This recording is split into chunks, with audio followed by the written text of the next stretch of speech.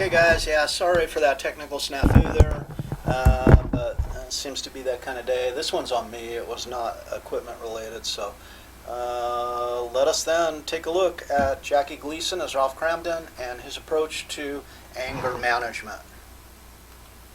Well, pal, I got the greatest cure for aggravation that was ever invented. Well, Mr. Kramden, It'll only take a minute. It might change your entire life. Now, look, if you ever get nervous, see, and you're aggravated, all you have to do is say, pins and needles, needles and pins, it's a happy man that grins. Then you put on a big smile, and you say to yourself, what am I mad about? And believe me, you won't be able to remember what you're mad about. I just wish I had something to aggravate me right now to show you how it works. Hey, Ralph, maybe this will do the trick. All right, a little test.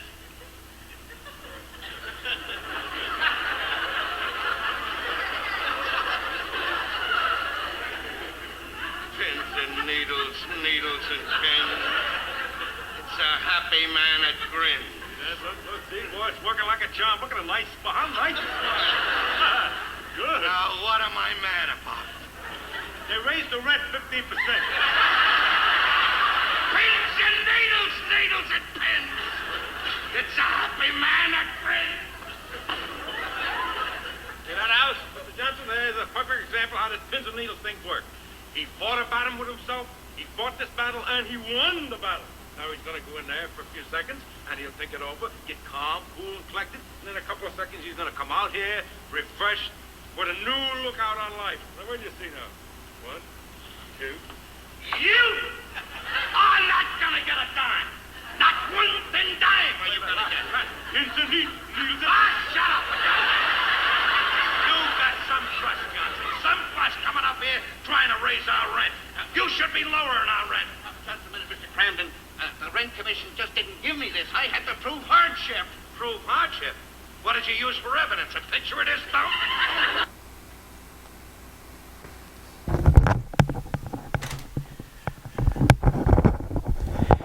All right, and there you go. 50s era, The Honeymooners was the name of the series. And Ralph Kramden, the bus driver there, Jackie Gleason, is famous for his anger episodes. So this was, for insiders to the show, can truly appreciate the demonstration. Notice, though, that he's actually touting facial feedback theory, that if you smile, you will become happier. And who is it? Strachan Stepper, I believe, demonstrated that in the laboratory 30 years after the show was done. Sometimes I wonder, did they watch the show as a child and then remember back to the show and theorize on the basis of smiling as it affecting emotional behavior? Never mind. All right. So, pins and needles, needles and pins. It's a happy man that grins. Now you've got the solution to all your anger issues that you'll ever have. Well worth the price of the tuition for this course then, huh? Or maybe not. So, let's maybe get, a little more serious about it. Personal competence, social competence. Here's the man, Daniel Goleman. Now, Salovey and Meyer are credited with kind of the most empirical approach to emotional intelligence in social psychology. Goleman certainly qualified to talk in this area and has written more books for the popular press about emotional intelligence, making the notion of emotional intelligence accessible to the general public, right, rather than just the few of us who read research articles. He divides it into 4 skill areas. Other people will divide it into 5 skill areas, but there's so much overlap that it really be very difficult to differentiate. Personal competence is about self-awareness, awareness of one's emotional state. And we use this term naive theory again. That is, hey, what is my emotional state? And how is that emotional state likely to affect my behavior, likely to affect my perceptions of the situation in which I'm embedded? So we build these naive theories, if we're at all mindful, over the course of our lifetime. Now, self-management, it's one thing to understand, it's another thing to be able to control one's reactions and the display of reactions. Note that I'm pushing that even a little further because we have done assignments at the beginning of the course that looked at stimuli emotion links.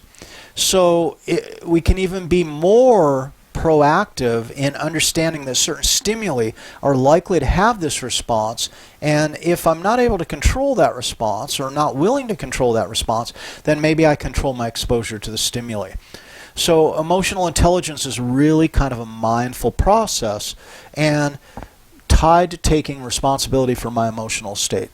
Now, other awareness, that is, what are the emotions that someone might be feeling and what might it mean to them, right, is really tied to empathy to an increasing degree.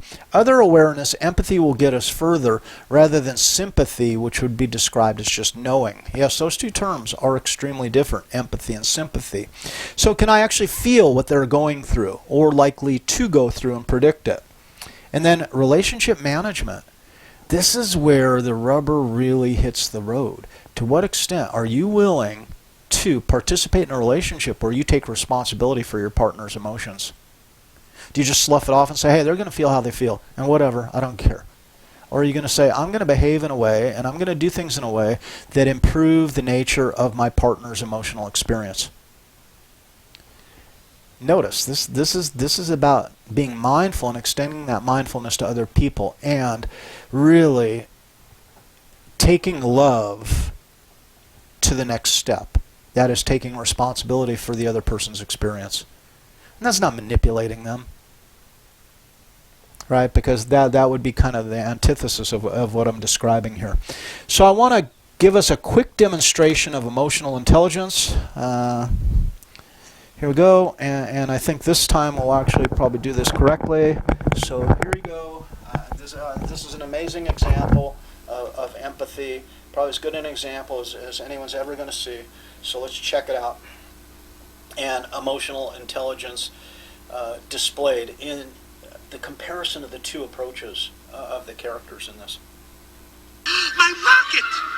Wait! Randy and I were still using that rocket. It still has some salt power left. Who's your friend who likes to play?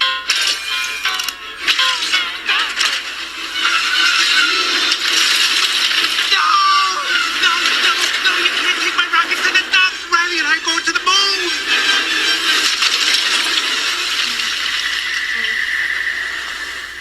Randy can't be done with me.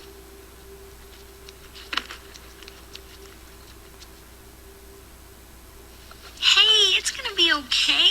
We can fix this. We just need to get back to headquarters. Which way to the train station? I had a whole trip planned for us. Hey, who's ticklish, huh? Here comes the tickle monster. I'm sorry they took your rocket. They took something that you loved. It's gone. Forever. Sadness. Don't make him feel worse. Sorry. It's all I had left of Riley. I bet you and Riley had great adventures. Oh, they were wonderful. Once we flew back in time, we had breakfast twice that day. Sadness. It sounds amazing. I bet Riley liked it. Oh, she did.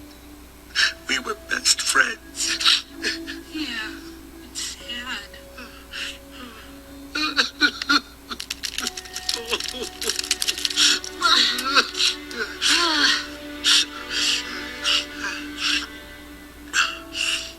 I'm okay now. Come up. The train station is this way.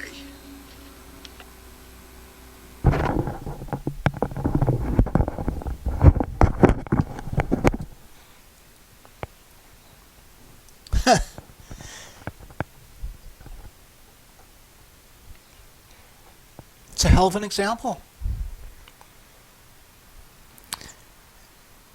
One of the best things we can do when we're truly operating from a position of empathy is not to deny the other person's emotions or try to get them to substitute another emotion.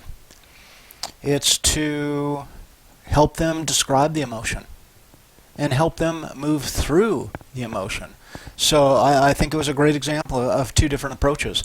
And notice neither character, right, is attempting to harm the person suffering the loss. But the two approaches allow one person to move through it, allow the person to move through it. So I think it's a valuable lesson. So And speaking of lessons, emotional training then, those people who are good at regulating negative emotion, inferred by their ability to voluntarily use cognitive strategies to reappraise a stimulus, they show reductions in activation of the amygdala. So what we've learned about the amygdala and its role in emotional experience, right? We have the power cognitively to manipulate our kind of mental biology, and that's fascinating, right? Such regulation probably results from something that's been at least implicitly trained over the years. And I'm going to go back to the point I made earlier, that when we discuss emotions with our children, we're helping them build a toolkit that will serve them well in the future. It serves them well personally, but it also serves them well in the context of their friendships, their romantic relationships that will occur later, and their own child rearing. So we can spin this off in an ever-increasing positive direction. And perhaps one of the things that astounds me in our day and age, and what I've observed in 2020, but what I've observed over the last couple of years, is the general kind of embracing of being unkind. And it's not necessary and it's not useful. Kindness can always be substituted for unkindness. So the implication is that people who learn or somehow train themselves, right, to modulate their emotions to better manage stress and bounce back from adversity, right, although they can register the negative and not deny the negative, as we saw in that example, no one was denying the negative. There's a horrible thing that happened with the destruction of that rocket ship. We acknowledge it, right? But somehow they've learned not to get bogged down in it, and that is allow their emotions to hijack them. So again, I go back to this idea of affect as information, that our emotions are important information to us, but they don't necessarily need to control or run us, so to speak. We don't need to be in a position to be slaves to our emotion. And that's a matter of choice to a large degree. Now, I'm talking like a social psychologist, and I'm not talking about like a clinical psychologist. So let's make it perfectly clear that I'm not denying the effects of emotional disorders. Not at all, right? But I can't speak to that with any kind of great authority because it's not my area. So I'm going to speak to you like a social psychologist in this regard. And what the hell? Social psychologists, we believe we frickin' own emotion anyway. Because social psychologists own virtually most of what's in psychology. I know. Never mind. So, 8 tips. Let's leave with this. Take 30 belly breaths. The importance of breathing, right? And remember vagal tone that was in the discussion board. We talked about vagal tone. This is tied to that. Get good knowledge. So, and this is knowledge about emotion, but this is also knowledge about the situation to which you're reacting or the situation in which you're embedded. Redirect your mind. Be mindful and make it your mind. You control your mind. Don't forget to eat.